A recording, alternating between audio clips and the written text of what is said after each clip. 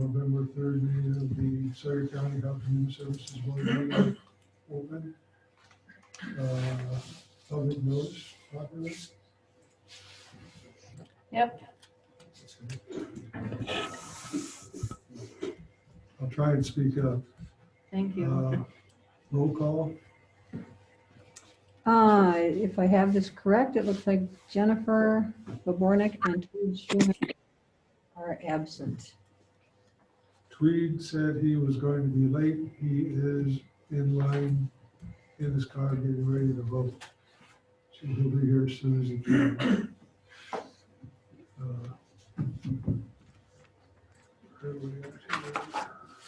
Meeting agenda. Motion to approve the agenda. We need a motion to approve the agenda. I'll move to approve the agenda. I'll second. You, Stop. everybody in favor, say Aye. Aye. aye. Audience recognition. Is there anybody virtually online for audience recognition? Minutes from previous meeting. Anybody had a chance to read them? I didn't see any problems. Need a motion to accept the previous meeting's notes, minutes? I'll make that motion. Second. I'll second. Second. Everybody in favor, say aye. Aye.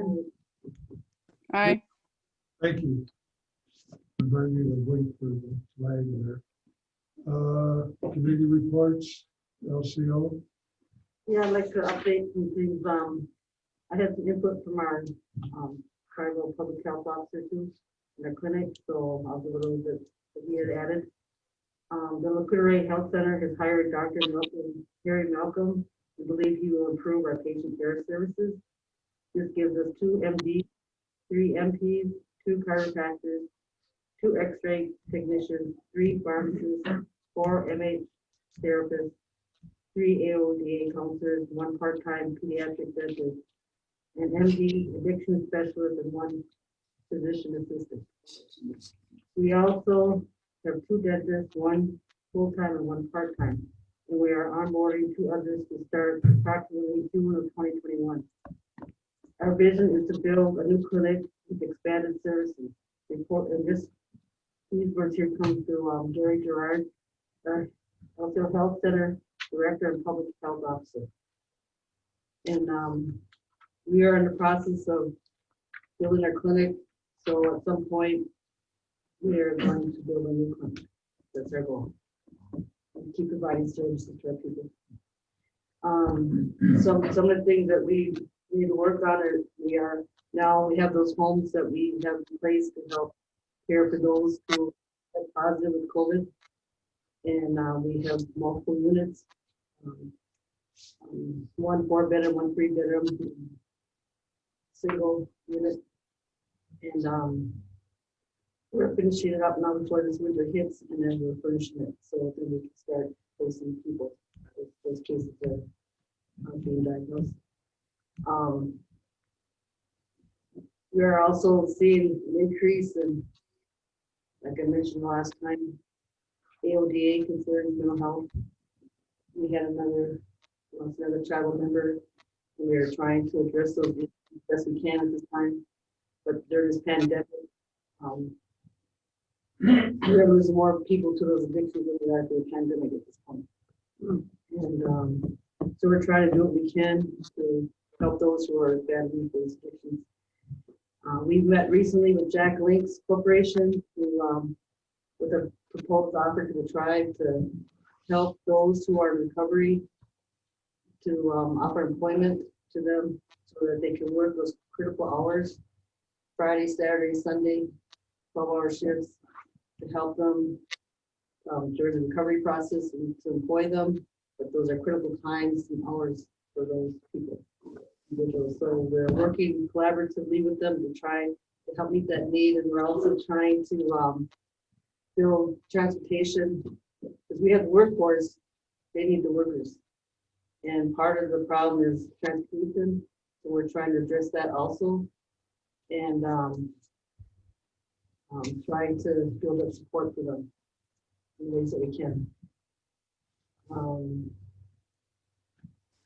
And we've been working closely with Julia Lyons, who I appreciate, as a tribe, we appreciate her help and her guidance as we try to operate as fully as we can and taking all the safety measures we need to, and to watch over the children while we're trying to educate them the best way we can. And then the tribe is working closely with our emergency response team in the county for when that time comes and we have to shut down again. So we're trying to watch those numbers. We're trying to keep an eye on where things are at. And when that time comes, we'll have to go back. So we are continuing to work closely with her, and we appreciate that.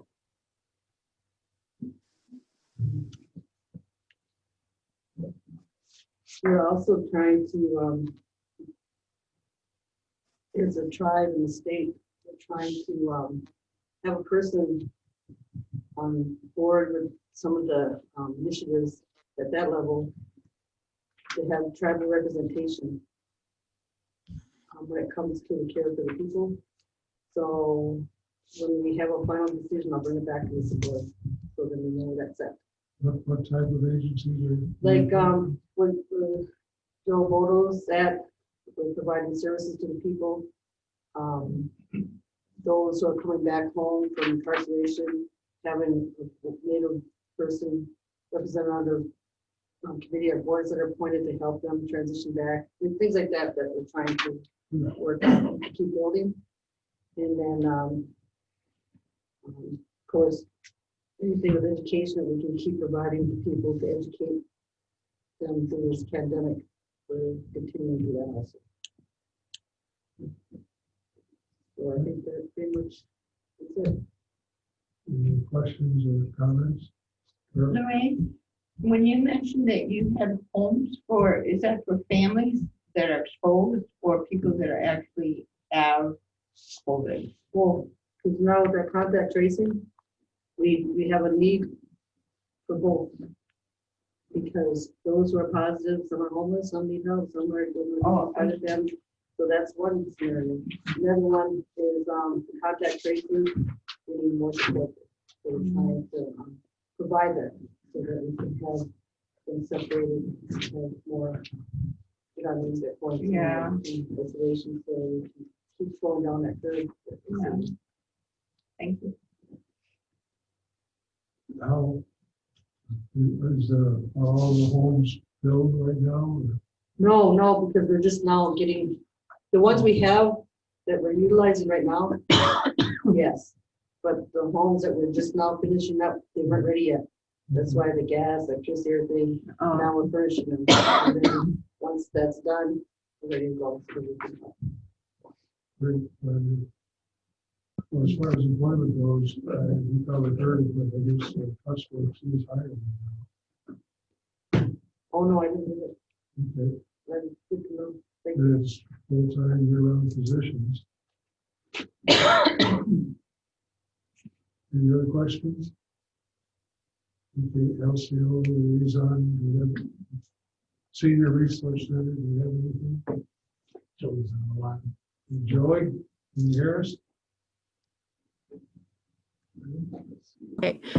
This is Joey. I'm here if anybody has any questions in regards to the resolution for the grant for the 8521 or our meals or anything else that's been going on and happening, you know, lately at the senior center. So if you have any questions, I'm more than happy to answer them for you.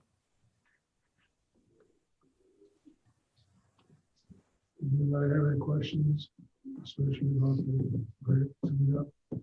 It's pretty straightforward. We do that every time, so. Now we can move on We need a motion to accept. and forward it to the county board with recommendation for approval. I'll make a We motion. need on To the, accept the resolution. yeah, that's coming up later in the agenda. So that's what she's just went over. Yeah. Right. It's the next thing. It's Oh, what she just went over. Thank you, thank you. Okay, I'll make a motion that we accept the resolution and it's to be forwarded to the county board. here we have a motion, we have a second. Second, Mr. Chairman. Thank you. Any other questions? Okay, everybody in favor? Tails. Everybody in favor, say aye. Aye. Any opposed? Motion passed.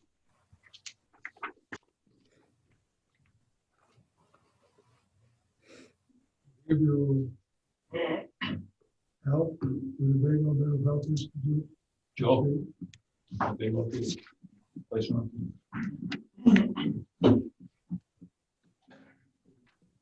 As many of you know, we have been struggling with the Winnebago placements. We currently have 2 people there. We have been attempting to relocate both of those individuals quite diligently. For some reason, unbeknownst to me, the state chose to, Winnebago chose to get the state involved, thinking that we weren't doing a good enough job trying to place these people. It was kind of insulting to me, the way they got the state involved, like we were needing remedial education on the process, and the people that were telling us about it had only been in their positions for maybe, a couple of years. They suggested we look at programs. Paul was on the call, a program like CRS that can help us with funding. Well, CRS, one county has an individual placed there, placed in a facility is $1 million a year, and CRS funding assistance pays $35,000. So it's basically not even a drop in the bucket. It's a minuscule drop in the bucket to assist with the process. But anyway, we have been working on that in spite of the attitudes from Winnebago staff and the state members involved. I'm here to report today that thanks to some great assistance from Carol Lund, we have secured a placement for one of the males. He will be going to a facility in Racine, which is $575 a day, as opposed to the $1,400 in Winnebago. So we're looking at $200,000 a year versus $500,000 a year. So we will be moving him within this month, probably within the next 2 weeks, and we'll be saving $300,000. Good. So, and we did that in spite of the efforts from the staff there and contacting all these new people at the state, acting like we don't know what we're doing. But they forget that some of us have been around a long time and realize the smoke screen in those programs. There was a reason Pete never used that program, because it paid pittance, and that's why we didn't do it. But in any event, that's the update, and we are continuing to look at relocating the other person. So going into next year, we will have, for certain, one less person down, and we're working on the other. But we still, after Thank this you, one Joe. person leaves, we will still have 2. So we will have one, In case we need one. but we're working on that, the way we know how to do it. Thank you, I appreciate that. Please continue your patience with these people. I suspect that they're getting flack from the powers that be in Madison as well, who also really have no idea what this is costing the counties. Well, just so you know, there were a couple of placements that we could have moved that individual to. One of them was $3,000 to $5,000 a day. So if you do the math at $3,000 a day, or do the math at $5,000 a day times 365, take a look at what you're doing. Those were programs that there's no subsidy to help with whatsoever. So that's why we were dragging our heels, because yeah, we could have said we would have moved this at $3,000 to $5,000 a day. I told them this county has a Health and Human Service budget of $1 million, what, $8.5 million going into next year. If we spend $1.5 million on one person, we might as well close some of these doors down. You know? Yeah, one of the suggestions they had was for us to purchase a house or rent a house and staff it 24/7. But they realized the severity of it, we can't do that. But I'm glad Paul was part of those Yeah, conversations, because he got to hear. absurd. It's like, you can't do that. Thank you. Thank you. Thanks, Joe. Thanks, Joe. Dale has his hand up as well. Dale? Can we move a microphone closer to Chairman Schlater, please? Hang on. Is that any better? Much. Thank you so much. Thank you for pointing that out. And Don also has her hand. Don? Yes, what has progressed on going to the Hill and discussing some of the issues within the county and our needs for Health and Human Services to get this out of the county's pocket, sort of saying, and making it a state issue that we're not responsible for those individuals going into Winnebago, that it'll break small counties like us.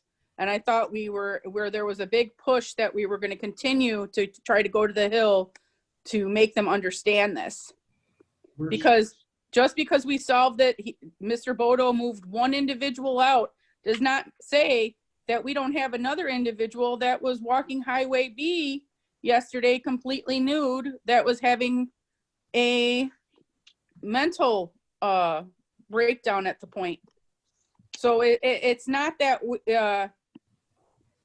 we're just catching a break. It's a breather at the moment, because the longer this goes on with the pandemic and the opiate crisis, we're going to be burying more people than we have to worry about putting into a treatment facility. So we need to figure something out. Thank you, Don. Paul had the comments now. Not Paul, I'm sorry. Tom has some comments now. Yeah, thanks, Don, for the question. Just an update on that. I meet regularly, at least weekly, with the Northern County administrators. And what we've been doing most recently is just talking about our issues in our counties, because a lot of the time us counties up north kind of get shortchanged by what happens down in Madison. So we have kind of a group that we discuss major issues. And our number one issue that we've identified is this issue, the mental health and the high cost placements. And this whole entire issue is our number one priority as far as us county administrators. What we're doing next is meeting on November 16th statewide. We hope to have all 72 counties represented in that meeting, and each of the regions will be discussing their top priorities amongst the whole state. But it's good to hear that all the other counties up in the Northland here realize that this is our number one issue, and that this is something that needs to be addressed at the state level. So as that progresses, we'll keep this committee and the board informed. But you know, that's the most recent update that we have. We've also got the efforts that goes on each year with meeting individually with our legislators. You know, the group that goes down to Madison 3 times a year, and so we'll continue that push as well. But it's interesting that now we've got a little bit more effort behind some other counties in this push as well. My hand back up. Don? Mr. Hoff, I appreciate the work you are doing, but I just want to make it clear that to the Hill and the other individuals around, that this isn't where we're going to get powder puffed like we have in the past. Every year it's the same. We get the snow, the snow job, and it's going to be resolved. We're going to help you guys out. We're going to get money that way. We're going to, the time is that there is no more time. We're out of time. Something has to happen. I know you guys are all having your meetings and everything, but it's the same thing year after year and nothing gets resolved. And now we're at the situation we are at right now. So I just want to make it very clear to them that we have many individuals within our Sawyer County and our little northwestern town that are in need of services from the state that they are due. And their taxpayers are asking for them now to step up to the plate and take care of everybody. And they need to do it instead of lining their pockets. Okay, thank you, Don. Anybody else online have any comments? Anybody else here? CCS update? We have a CCS update that originally was leaning towards positive, but something happened, so it's going to be kind of neutralized. On October 22nd, our full-time service facilitator resigned, and she'll be done at the end of this week. The unfortunate thing is, a positive part of CCS is we were able to engage North Lakes in getting their behavioral health clinic to be a provider for psychotherapy and substance abuse treatments. And that was a hole we needed to get plugged in the dam. We thought we had it taken care of, and now we're down to service facilitator, which is interesting because on October 2nd, our region, all 4 counties had an administration meeting where we're talking about the concerns about recruiting and retaining service facilitators, and also 3 of the counties. Taylor County seems to be doing okay, but Price County, Iron County, and Surrey County have a hard time engaging behavioral health clinics to get therapists to sign up to be CCS providers. And we had thought during that meeting, we announced we had plugged that hole. In the meantime, another hole reappeared with the service facilitator. So to that end, on this Thursday, Alicia and myself are going to meet with the head of CCS and Taylor County, our regional head, and talk about, what can we do about making sure that we have more security and having the providers in place, and any tips we can have about recruiting and retaining service facilitators. The service facilitator position that we mentioned at past meetings requires a lot of documentation, that it has to be precise and accurate. You have to cross every T and dot every I, and if you don't, you're not going to be able to get reimbursed. And I think for a lot of workers that come into this position, that's an entry-level position, and I just think sometimes that documentation is overwhelming. But we can't change it. Those are the rules that we have to play by in order to make this program be successful. So hopefully we're going to get some more information on Thursday, and Alicia and I will talk to Tom and talk about what we might be able to do. So, any comments on the floor? Is there any way that you can voice that to the people who administered the funding or the programming? We ought to have a CCS involved in meeting. He's going to be on Thursday. So can they change the language for part of that? Is there any- That's maybe they can. I don't see that happen overnight. That would No, it won't happen overnight, but it's something that, because we've been talking to different ones at the state level, and expressing things, don't make it difficult for people to get the services that they need and the things that can be done. Try to break down some of the barriers so that people can get it accomplished and provide what people need. That's what I was asking. I can tell you, we've voiced our concerns multiple times. Joe's been on it, Alicia's been on that, and other counties have been on that. And one of the problems is that, you've heard us say this before, you probably stick of hearing this, a lot of times they change the rules about documentation. Not only are they complex, but then they change it mid-stride, and it just makes it confusing. But that's the same old story. But it's Yeah. The documentation is over the top. But. Yeah. Okay, anybody online? Don? Sorry, boys and ladies. All right, so CCS stands for Comprehensive Community Services, right? That's correct. Now, isn't this if it's run properly, that this would be generating funds for the county? Absolutely. Why isn't that happening? Because we're not running it correctly, or are we not modeling it correctly? I know other counties are doing quite well with it. I know Ms. Gouget and Mr. Schuman, LCO is running quite effectively, isn't it? Yes. I would ask. I don't know how to say this. I don't know how to say this, but they're. I don't know how to say this correctly and cleanly, but they do CCS, and the oversight there is different than ours. There's some subtle things that would We don't spend a whole lot of time going over to explain that. Well, part of the problem here, to make CCS work, ideally, and it ends up being a resource problem. You have therapists available, clinics, whatever, and they're all signed up and certified to do CCS. You have consistent service facilitators there, and there's a whole list here of service arrays, of which a lot of counties end up contracting out to other agencies. We do some of those. We do like the individual skill development. But to get that set up in a small county like this ends up being difficult, and they're not available. So, for instance, we had a service facilitator here, but we had a hard time getting therapists signed up. So a referral will come in, and this is the behavioral health program, and a lot of men go into psychotherapy for mental health or for substance abuse treatment. If we don't have those in place to do that, then we lose a referral of somebody that might be interested in the program. Okay, now we just shored that part of it. We're getting Northlake signed up, but now we lost a service facilitator. So if we start getting referrals for people that are eligible for the program, we don't have somebody to be the point guard for the team.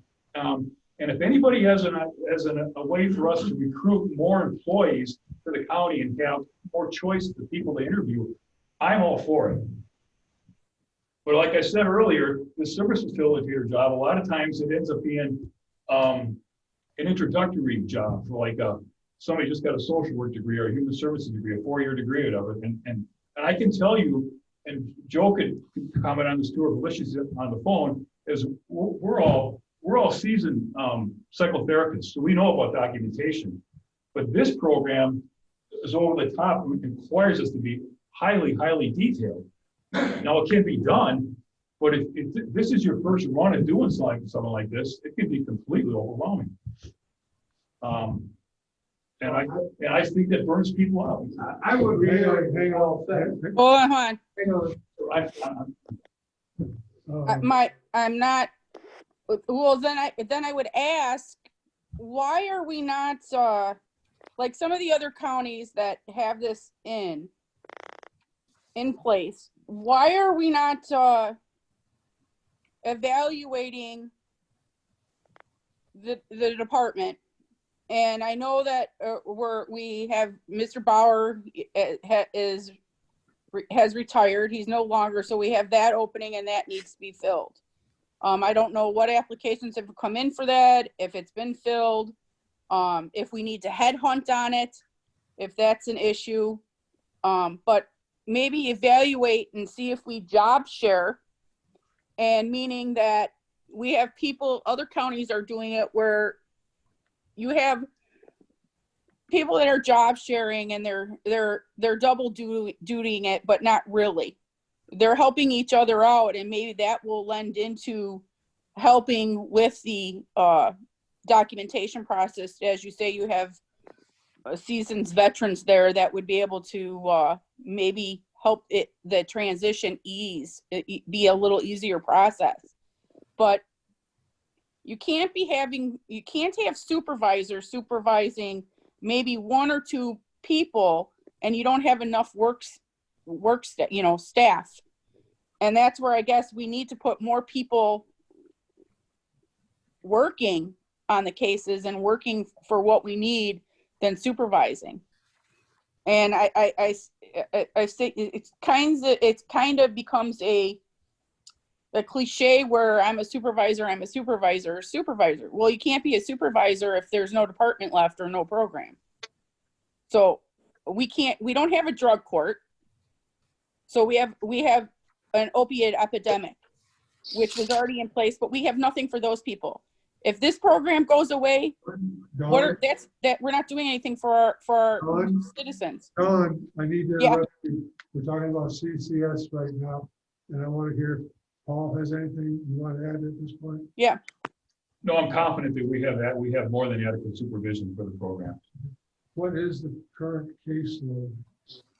That's 6 now, I believe. Okay. I'm not trying to be disrespectful, but is the paperwork that onerous that one person can't handle the paperwork for 6? Some people can, and for some people it's difficult. And without going into any personnel details, it's all, it's as far as they can go. Some people can do it, and some people have a difficult time doing it. And there has been significant turnover in this position. Yeah, I think we're on our third one. And that's in what, a year or? No, this one was on for about a year. Almost a year. Okay. Now, then, does anybody else at the table have any comments? Yeah, been working closely with the college now that we're offering a 4-year degree in health and human services. Keep in touch with them so that we can attract those students who will be attaining that degree, and maybe we can pull them out this way.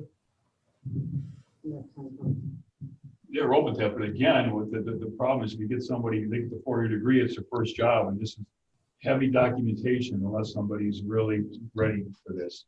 And mentor them in. Do We- something. You can- Trust me, I have looked over the supervision of these positions. I've looked at the emails, I've looked at the stick, I've been involved in conversations, the coaching with people. For some people, they're able to absorb it and others aren't. I don't know what else I can say other than actually somebody trying to do it. It's complex and it's difficult to explain.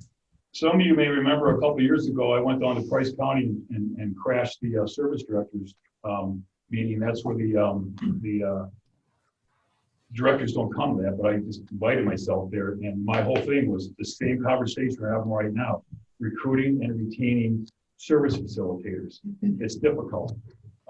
Even to get somebody to apply for this. This isn't just a Story County problem. It's a problem in a lot of these smaller counties. And that's why our region talked about it.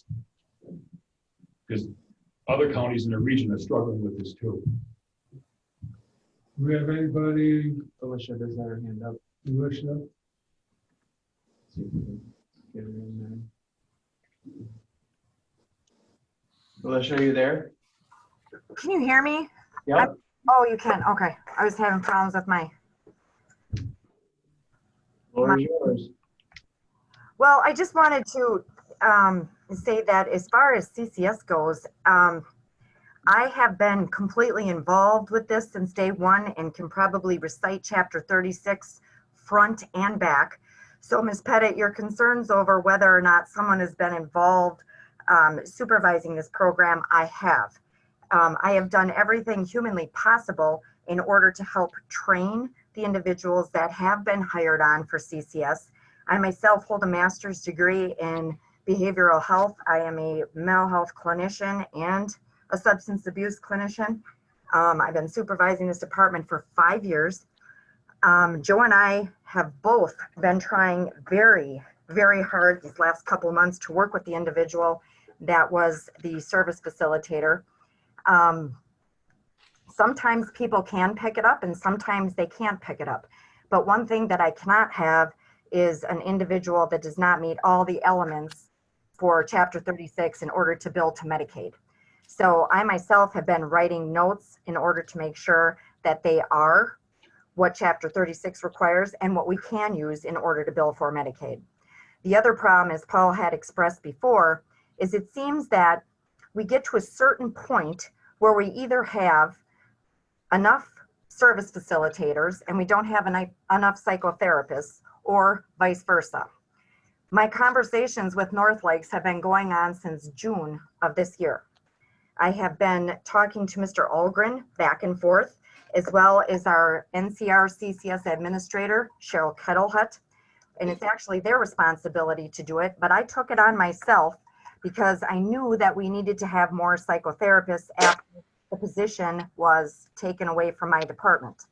So I have Joe, and Joe has pulled his weight in CCS as much as he can, as well as doing everything else.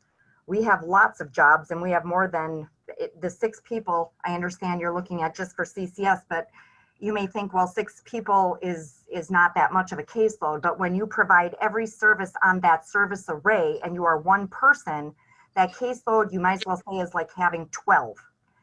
So we are doing everything we can to make this program a success. And even though we haven't had 50 or 60 people go through in the past 2 years with the amount of people that we have had go through, they have been all successful. So We may not have large numbers like Taylor County, but the numbers that we do have, we can prove that we've made a difference in people's lives. They haven't been chaptered. They haven't committed suicide. They haven't OD'd. They have stayed sober. They haven't gone to prison. They've gotten the ankle monitor instead of prison. So I think we've done a great job with the amount of staff that we've had to be able to work in this program. Okay, thank you. Alicia. Anybody else? Dale and Don. Okay, Dale?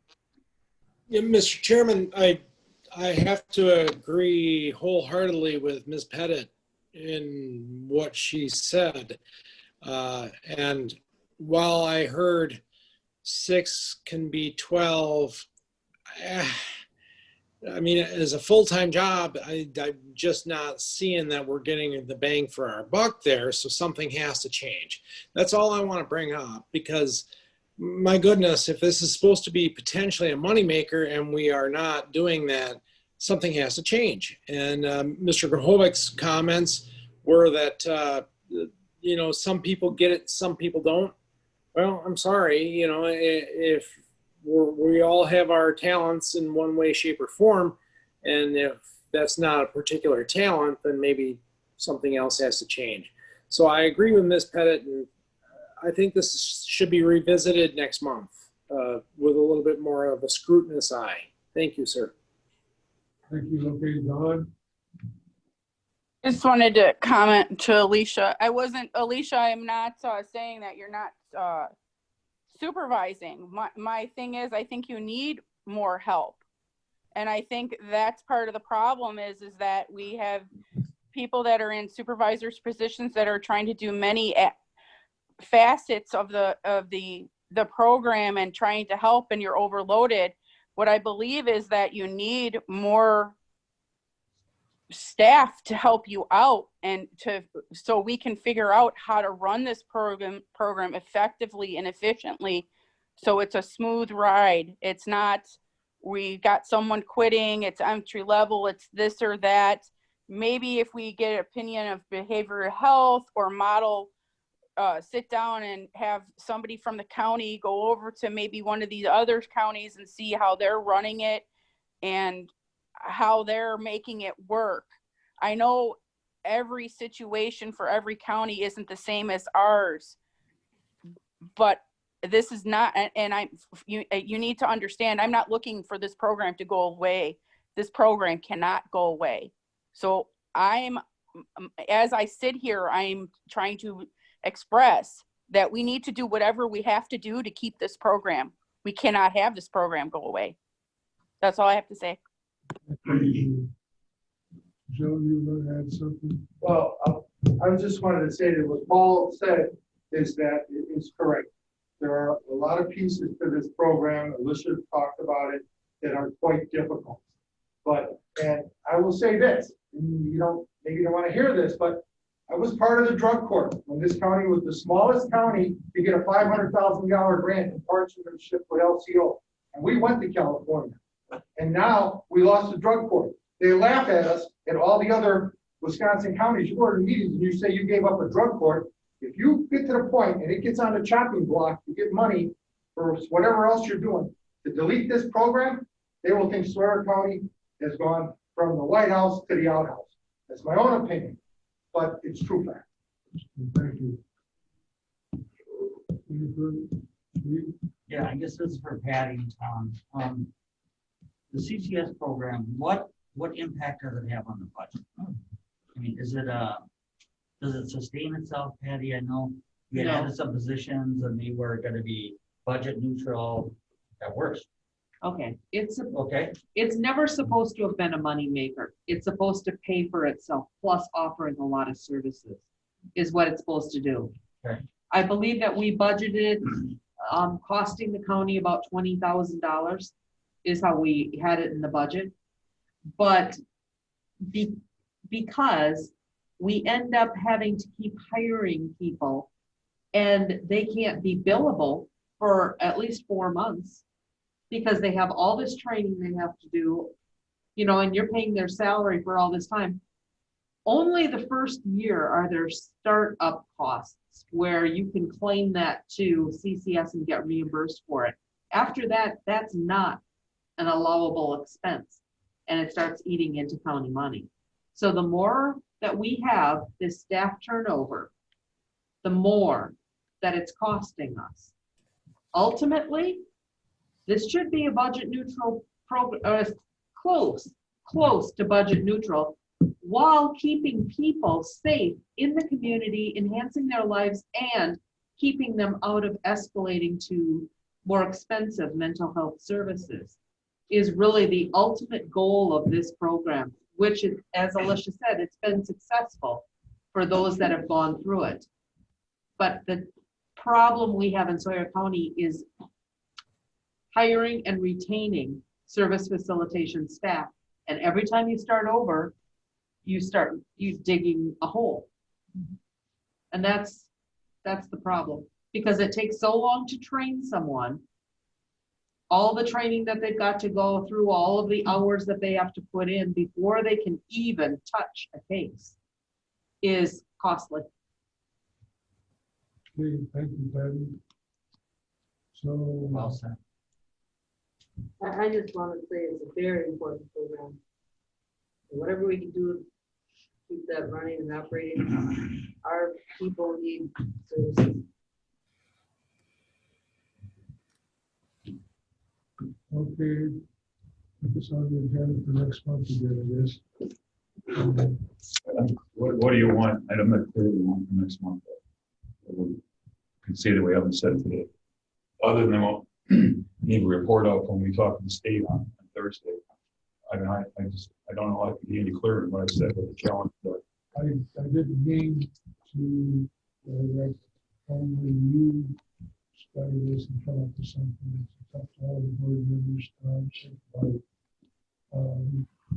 I'll bring this up to the county board.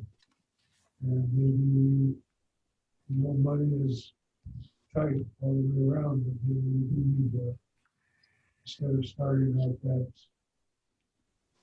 entry-level position, move it up a notch.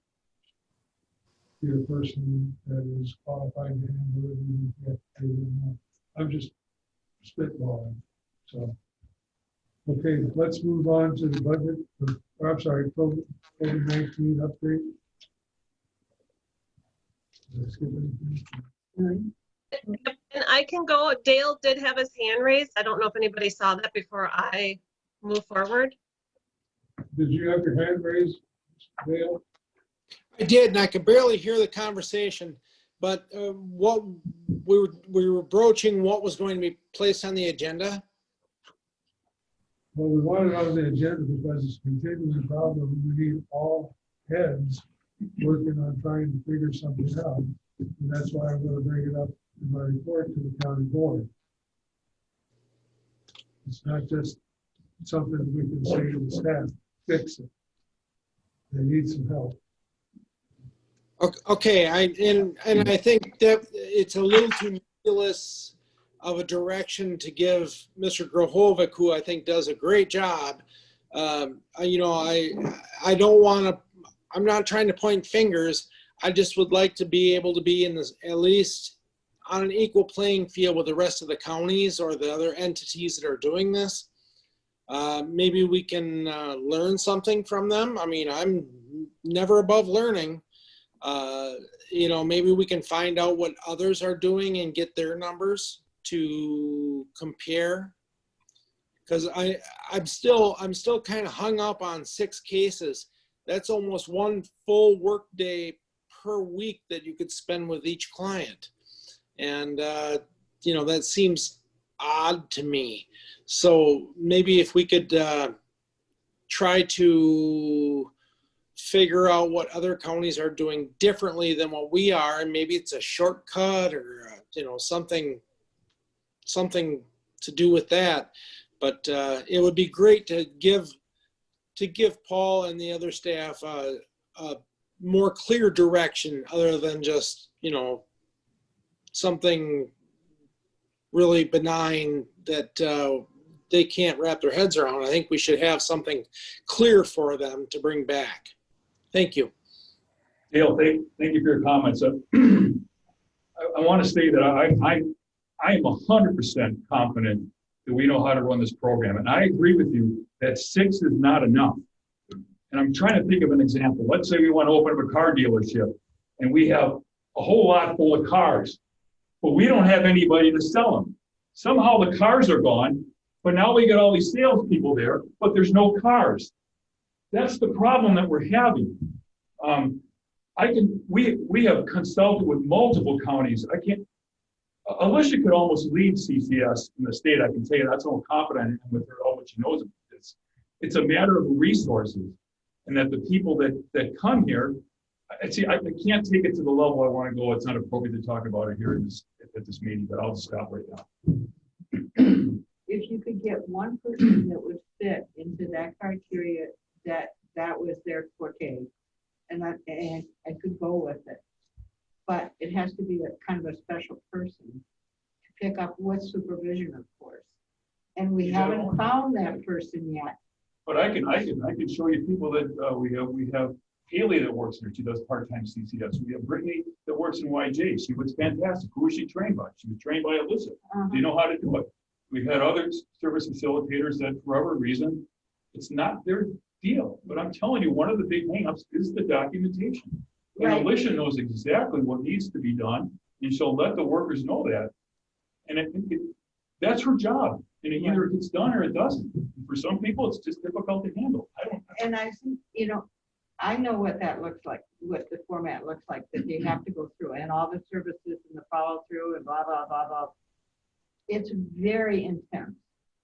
And maybe that's something that needs to be shared with the other board members so they can see exactly every services office, what has to go on, what the documentation looks like, and how intense it is, and the timelines. We did do that a while ago at the sport. We did it. And you could take up a whole meeting going through that. Right. I mean, I don't know how much detail you want, but that's what. Okay. Now let's move on to the COVID-19 update. Julia? Oh, okay. I am going to share my screen. Okay. And is my screen up? No. Nope. Ah, shoot. Ah, escape. Okay, let's try this one. Go to see your, oh, there you go. I know I have so many open windows. I apologize. Okay, so just to give you an update on COVID numbers and where we're at for the county. As of today, we've had 429 cases that have been positive since the beginning. We have 78 active right now. We have experienced 4 deaths of our citizens, and we've had 20 that have been hospitalized. A new number for you guys is probable cases. We have 5. We had not been reporting out probable cases in the past because we hadn't had any. And what this means is people that are living with or close contact to somebody who is a positive COVID case that then ends up becoming symptomatic with COVID cases, we're able to move them into a probable without them getting tested. So some people, they're living, a wife is living with her husband. He is positive for COVID. She ends up being sick. Instead of going in and getting tested, she just stays home and waits out her isolation. And we move those people into probables. Our county has done so well with testing in the past, and we still are. It's just that people have not had a problem getting tested. In other areas, there was difficulty getting people tested, so other counties are showing a lot higher probable rate. At this point, I think because of all the cases that are in the community, people are just choosing not to go out to get tested. This screen shows the number of days, or excuse me, the average number of cases over a 7-day period. This is a rolling, and this is something that I've shown monthly. This is from Harvard Global Health Institute. We're at, and again, this is the trajectory and is going up as we can see. And our cases are at 49 cases per 100,000. And again, they adjust that so that it can be apples to apples when we compare county to county. What that means for us, though, in real numbers per day is we're having an average of 8.1 positive cases per day that we're contact tracing for. And I haven't shown this in the past, just wanted to kind of throw this out here because we have not really been looking nationally to see where things are at. And you can definitely see that the central part of the United States is where our numbers are the highest. Wisconsin has been up between 1 and 3 for the last, I want to say almost 2 months, for sure a month. We have been up there. And so just wanted to kind of give you an example of where we're at. This is also a new graph. We don't have a graph that's available from the state that actually pulls in hospitalizations and deaths along with the totals that we're having. And so I've moved into a graph that allows us to see the number of hospitalizations and deaths. And then you can see we definitely, as our numbers go up, we are seeing more of that risk factor there with the hospitalizations. The other thing people have asked about is demographics and who is getting sick and what ages. And so as of October 1st, and the cutoff is from today, I'm not able to cut it off by October 31st on my numbers, so I apologize if it goes just a little bit over, but from October 1st till today, we've had 175 positive cases out of our over 400 cases that we have for our county. And you can see the range of the cases by age group as we go through. And it also then bodes into earlier in the year, we were seeing people that were younger becoming infected. And so with those ages, they tend to not get as sick. And now we're seeing that this older age group is becoming infected. And with that, as people age, they also can have more comorbidities. And that is impacting us when it comes to hospitalizations. And up on the top here too, I also have the female to male ratio, not too far off from one another. So because we have had an increase in cases, just wanted to kind of talk about some of the impacts of this. There are many counties who are actually unable to keep up with even contacting new cases that are coming in. Where they're actually having to prioritize who are the right people to even call. We are not having that problem in our county. We are contacting all new cases within 24 hours. Our time frame is usually 12 to 24 hours that we are reaching people.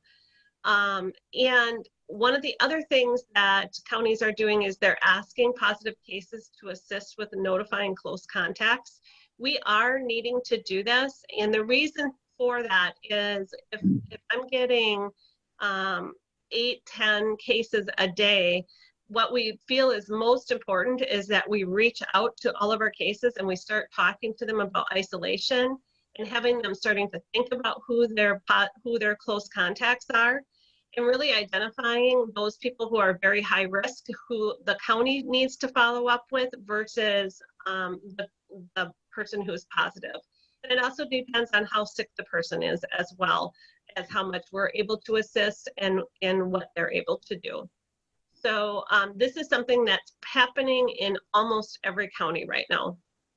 And then the other thing I wanted to point out for us is our biggest concern and the most time that we spend is on people who are in congregate settings, whether they're working in a congregate setting, so healthcare, long-term care living, group homes, schools. We contact trace very diligently and really look at who are those close contacts and make sure that we are limiting those people in those areas.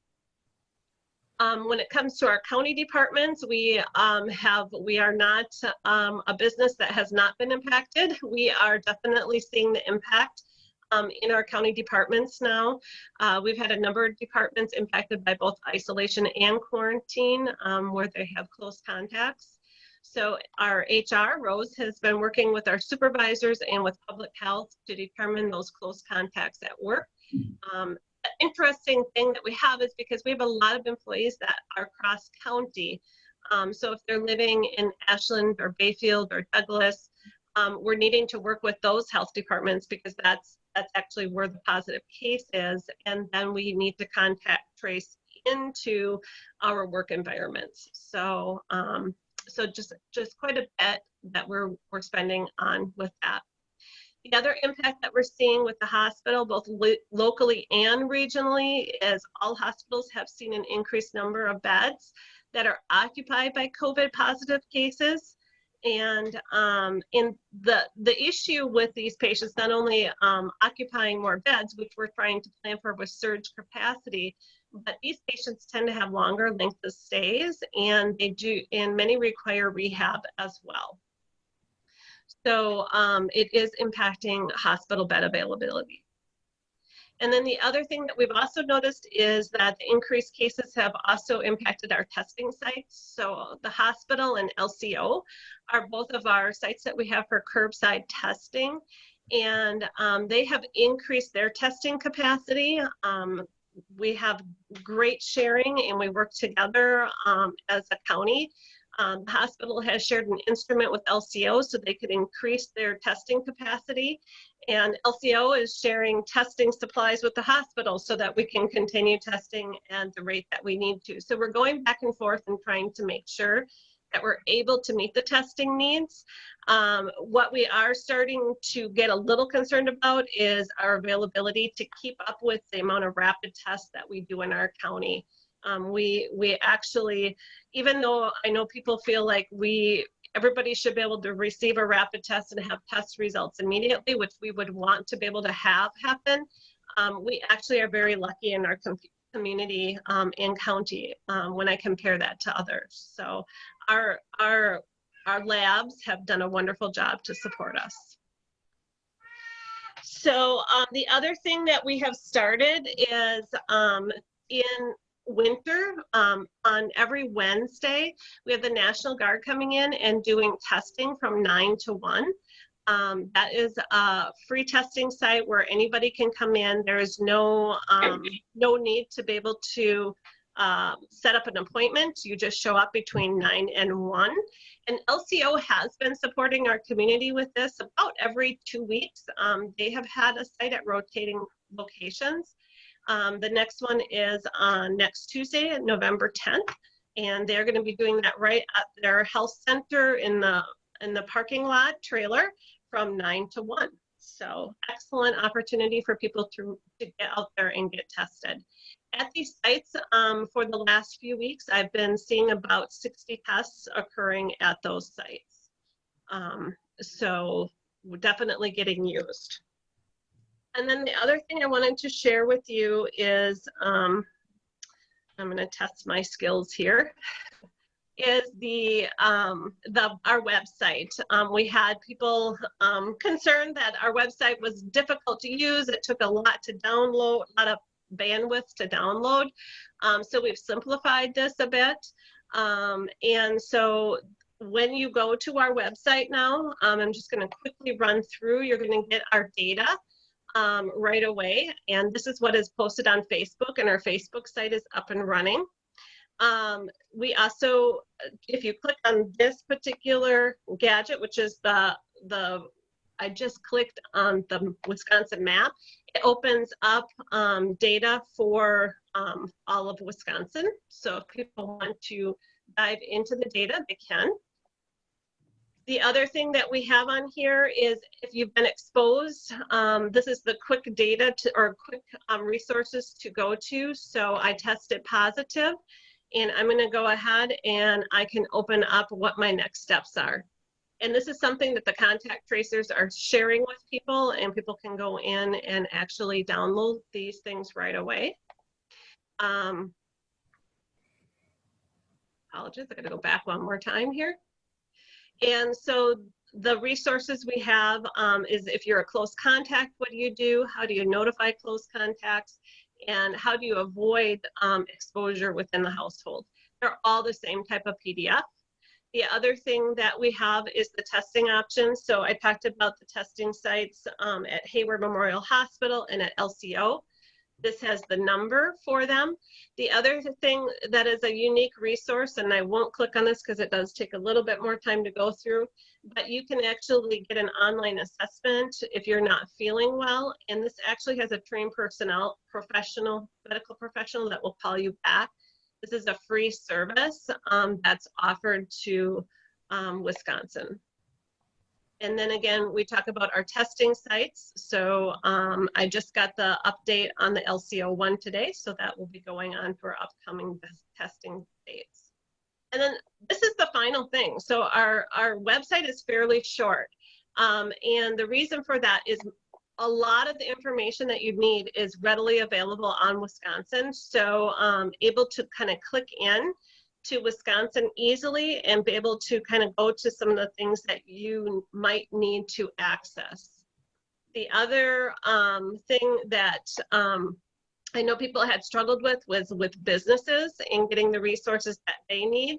The Wisconsin Economic Development Corporation has an excellent website and has everything available for businesses. This is a great site for people to go to for resources on what do you do if you have a positive case, financial help, and then this resource actually goes into individual types of businesses. So you can look through to determine what's the best thing that you need to do for your business. And then the final two things that are on here for links is the, you can give feedback to Sawyer County, and I'll just quickly click so that you can see what this is. And so this, people can put in their comments and click in, and that will come through to us. And then 211, and I'm sorry if I'm making you sick by going through this so fast, is a wonderful place for getting connected, and it has resources for multiple things. So how to get connected to medical, how to get connected to rural resources, financial assistance, caregivers, just a multitude of things. So these are the things that we feel are most important to connect people to, and that's what we've put into the website. So I am going to stop sharing, and I am open for questions. I have any questions? Hi. Julia, this is Tweed. Yes.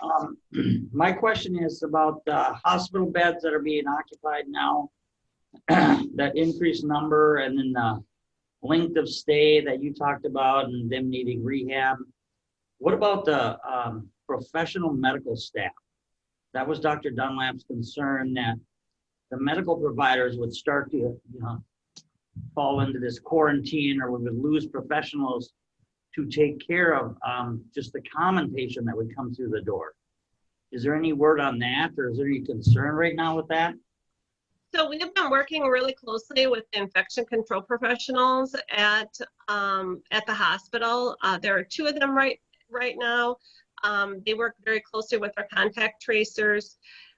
They're actually remodifying how things are set up in the hospital, and also should there be a situation where we absolutely are needing to have medical professionals come in, it is not ideal, but we could have people come in on quarantine if there is a life-threatening situation. So say, and it's sometimes could be because of medical profession or the doctors needing more doctors that would be available on call.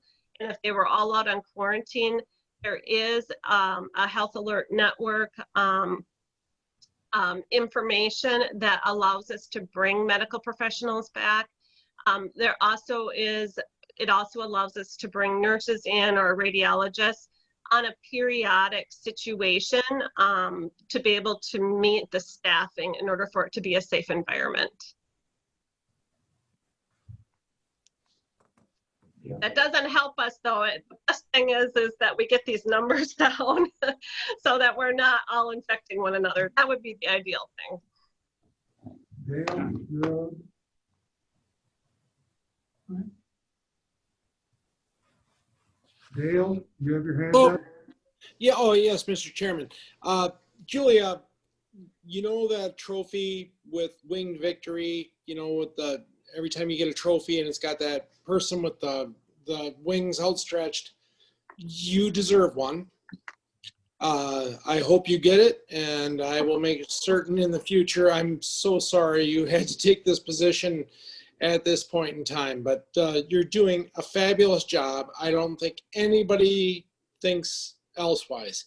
I did get an email from a constituent, and they were talking about something with the something that was on the website with males are more likely to give COVID than females, and you just showed a chart with I think it was 52% male. Oh, you cut out. Okay, I hear you. You had cut out for a second. Sorry. Oh, I'm sorry. I live in Exland, so we have wood burning computers here. But it had like 52% male and 48% female or something like that. And I think that's within the statistical deviation of our population. So that doesn't seem to be the case as far as what was on the website then, huh? So it was a Facebook post that occurred about a month ago that had come out. We had another member of the community bring forward that, and this is about masking. It's not about males contracting it more than females. It was about people choosing to wear masks. So we did take that down. That did not go over well at all. It was something that had come out because people were asking, why aren't people masking? And we did bring that forward as, well, maybe this is another reason why not. Not with just freedom of choice. It was a nationally publicized article. And yep, and that did not go over well. We will not be putting anything like that back up onto our Facebook site again. It's strictly going to be numbers and when our next things are happening and anything that the hospital needs us to be able to share forward. I'm not saying you're wrong. I'm just saying, that's what I had heard, and I wanted to broach that. Thank you so much. Yeah. I'd like to thank you again, Julia, for working closely with the tribe through this pandemic, and appreciate your efforts. And I know the tribe is doing jointly with the hospital in ways that we can help our people test. And I don't know if I mentioned it before or not, but we also help contribute a unit for respiratory support in the hospital. Ventilator thing, our machine, help those who are severely ill with the disease. So anything like that, people need to know we are working closely on this throughout the whole tribe, and we're trying to do what we can for people.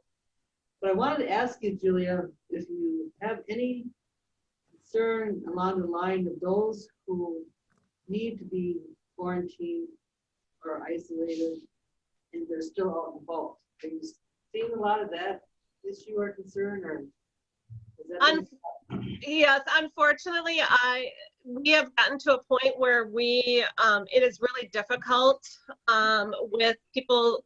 We tell them they need to be on quarantine and isolation, and I think people for the most part are following that. But we do have people that are like, well, I feel well within 7 to 8 days, and I was on quarantine and I tested negative, and I should be able to continue to go out in public. And I think, and I'm glad you brought that up, and I am open to any suggestions. There's so much confusion out there right now. People hear from, and not our doctors locally, because I know we work very closely together on this, but I have physicians from, Minnesota or whatever that tell people, well, if you test if you test negative, you can go back, you don't have to quarantine for a full 14 days. And one of the things I just want to reiterate and talk through is 14 days is from the time that you were with somebody who was positive for COVID. It could take you literally that many days to actually contract COVID yourself. And that's why it is a full 14 days. And it's confusing because if you get sick with COVID, you usually recover in 10 days and no longer are infectious. So it's confusing. And if there are things that I can put out on the website or on Facebook, please email me, let me know. If anything would, be an aha moment to help clarify things, I am very open to anything at this point. Okay, anybody else online? Any more comments here? Thank you very much, Julia. We really appreciate it, and we have to ask you to keep up the good work. Thank you. Cool.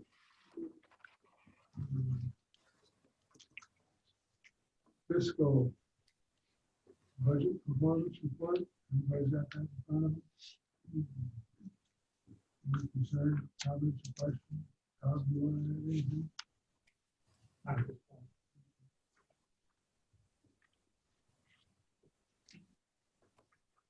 Is there a motion to approve it?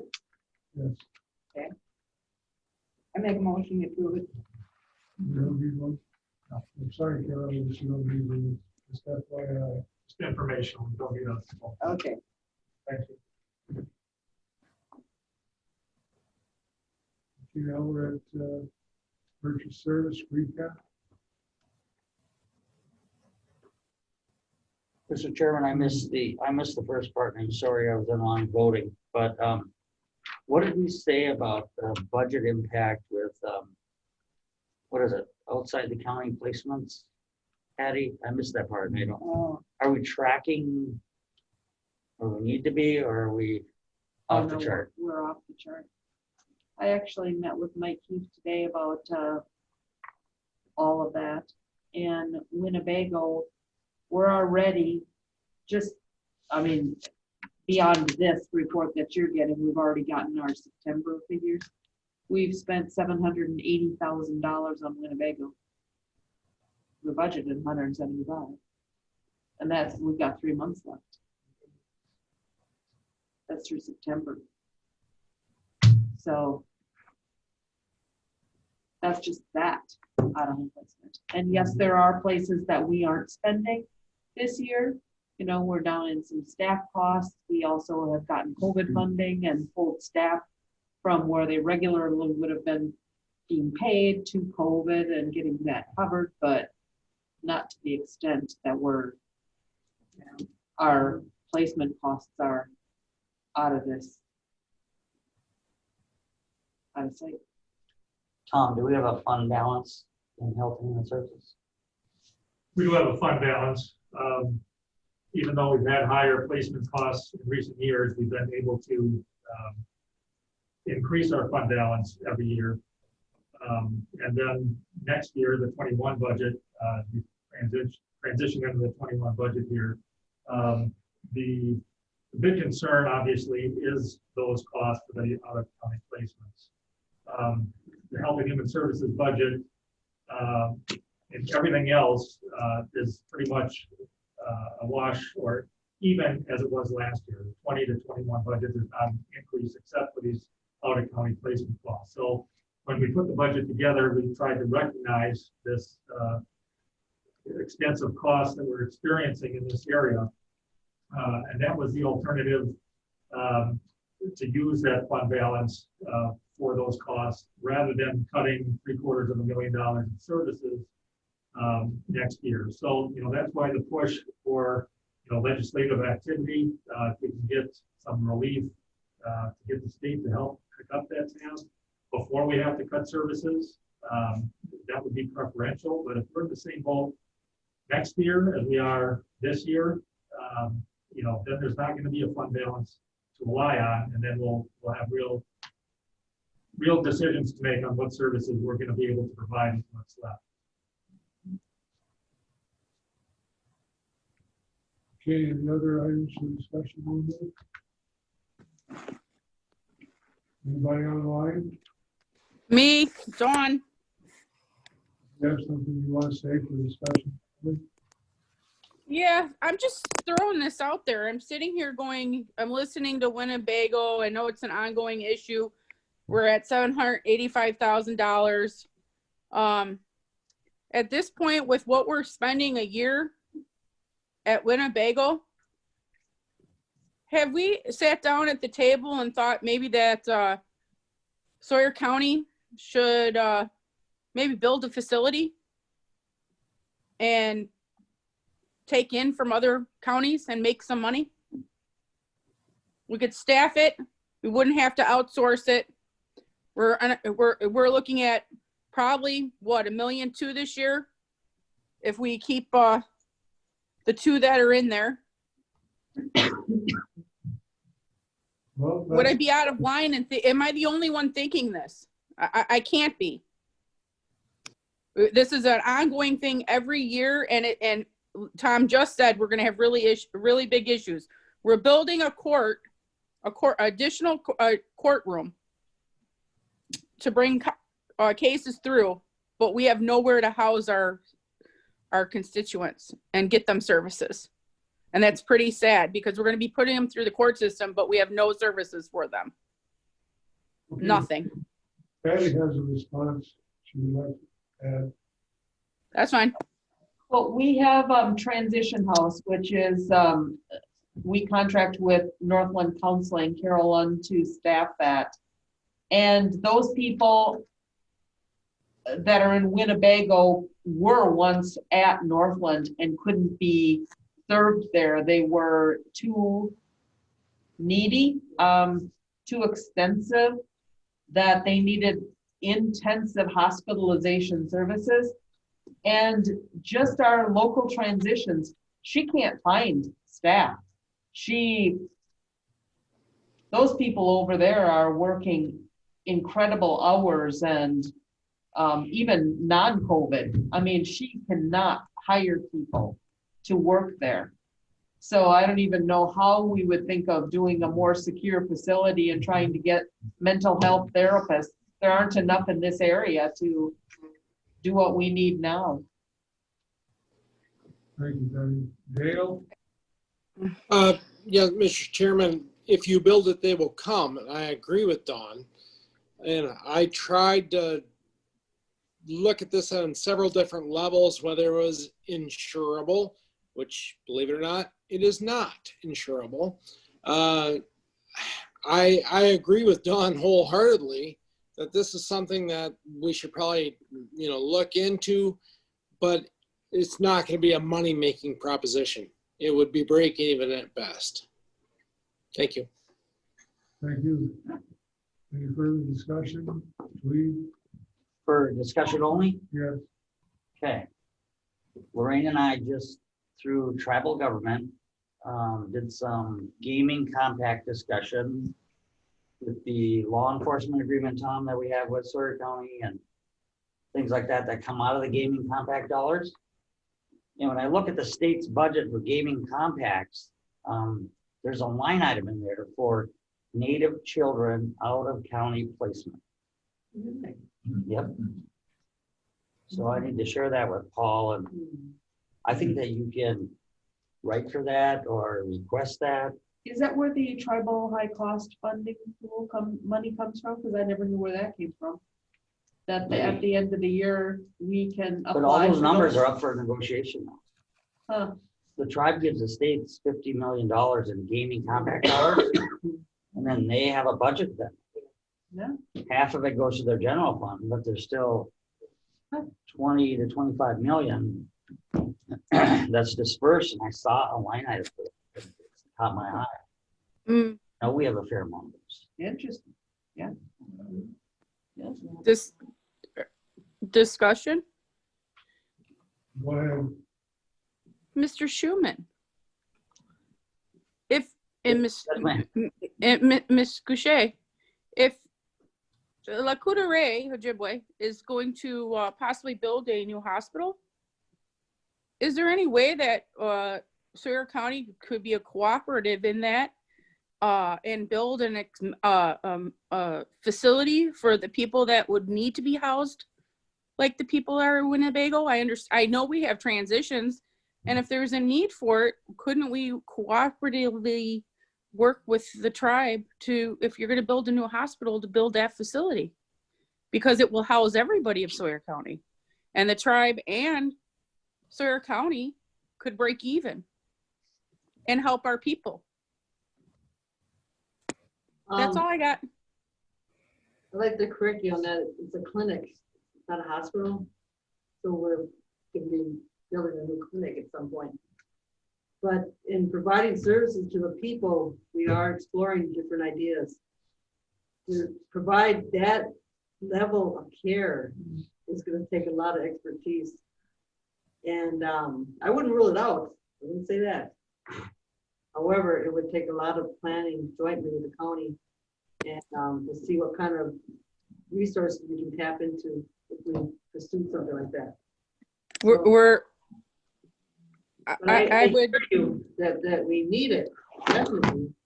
You know, we're spending all this money on tourism to bring people here for the Berkey Biner, the bridge went up, this and that, for them to come fish and everything here. We have to start taking care of our own. Yep. And my thought is, if we have the money to do that, we certainly have to find the money to help our own people. And if we have jobs here that the kids are going to college for, to become doctors or therapists, and maybe push that again, because that obviously with the difficulties the county is finding a replacement if Mr. Bodo retired or the other young lady retired, you can't find people qualified with their experience.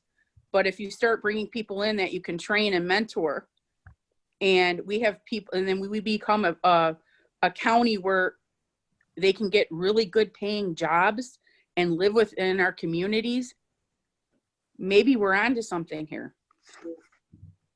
And you hit it right on the head, Don, when you mentioned tourism. The monies that the tribes contribute to the state. You mentioned 50 million. I think it's even more than that too. However, a big chunk of that goes towards tourism. So we as a tribe are trying to address things right down that line you're talking about, how we can use those monies to come back to the areas where it's generated to help the community. So that's where we're at. With that, we're adjourned. Thank you, everybody. Thanks, guys.